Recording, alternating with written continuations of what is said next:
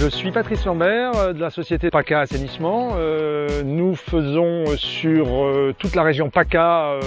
des installations de systèmes d'assainissement collectifs ou non collectifs, de l'étude jusqu'à la réalisation complète. Tout passe par nos gars et nos machines. On a fait en sorte de s'entourer de partenaires qui sont tous des professionnels bien sûr dans le domaine et qui sont à même de pouvoir suivre notre croissance. France Bonhomme étant un des acteurs, un des plus gros acteurs dans le domaine de tout ce qui touche au plastique, la fonte, le PVC et le matériel lui-même, puisqu'on achète beaucoup de matériel comme des postes de relevage, des microstations, des fosses, etc. On s'est rapproché donc d'un certain nombre d'acteurs, chacun leader dans leur domaine. Et à la fois on travaille avec des gros vidangeurs, on travaille avec des sociétés comme ça, on travaille avec des hydrogéologues et on s'est entouré de partenaires qui permettent de suivre et de suivre notre croissance, voilà, tout simplement. À l'origine, c'était juste un commercial, mais je me suis vite aperçu que c'était un partenaire, puisque c'était le chaînon entre le fournisseur lui-même, qui est un gros groupe, donc qui a les avantages et les inconvénients des gros groupes, et lui, en faisant vraiment justement le lien avec nous a permis de pouvoir avoir une réactivité énorme sur les produits, sur la disponibilité, sur les réponses par rapport à la tarification, et surtout sur nous sortir des fois de situations un peu compliquées, parce que comme l'assainissement est bien sûr un métier qui n'est pas une science exacte quant à ce qu'on va faire au niveau du terrassement, on se retrouve très régulièrement avec des choses qui n'étaient pas prévues dans le cahier des charges initial, et donc on a besoin de pouvoir des fois être livré 2-3 fois sur un chantier, vraiment avec une réactivité énorme. Et France Bonhomme, à travers ce commercial qui est devenu, donc comme je vous le disais, vraiment un maillon important dans la chaîne, ça nous permet voilà, de pouvoir finir les chantiers en temps et en heure et de pouvoir les finir bien. Voilà. Bon, alors dans l'ANC, il reste pour le moment encore la filière classique, c'est-à-dire la bonne vieille fosse Tuzo,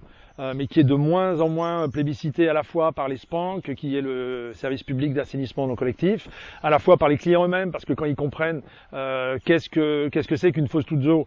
et qu'ils comprennent qu'il y a aujourd'hui quand même un petit peu mieux au niveau technique et au niveau bactériologique, ils vont plutôt aller sur la deuxième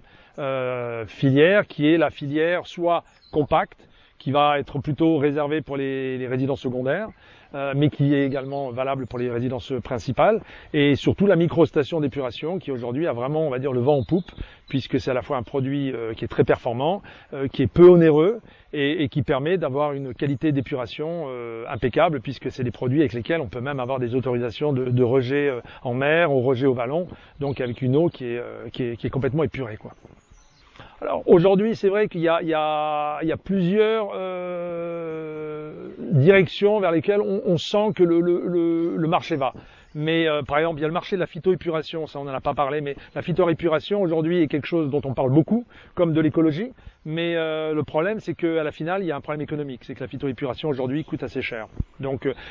c'est un marché sur lequel nous on a un œil, on va aux différentes assises de l'eau, différents salons, on s'intéresse, on est membre de différentes associations, on se tient au courant. Mais c'est vrai que ça, c'est un marché qui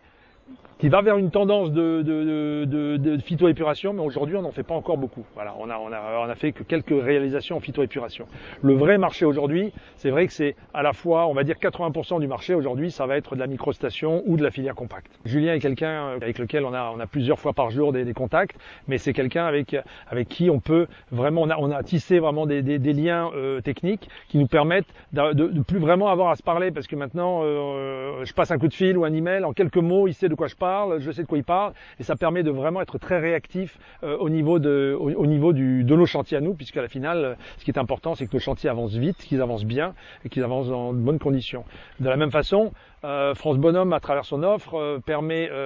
au niveau de notre SAV à nous de pouvoir répondre rapidement, puisque lors des chantiers, il y a des fois des pièces qui vont manquer, des pièces qui vont être défectueuses. Il va falloir qu'on puisse être très rapide pour pouvoir réparer certains chantiers qui ont été faits il y a quelques années. Donc c'est vrai que l'offre globale de France Bonhomme nous permet vraiment d'être réactif sur le chantier, réactif sur la durée. La croissance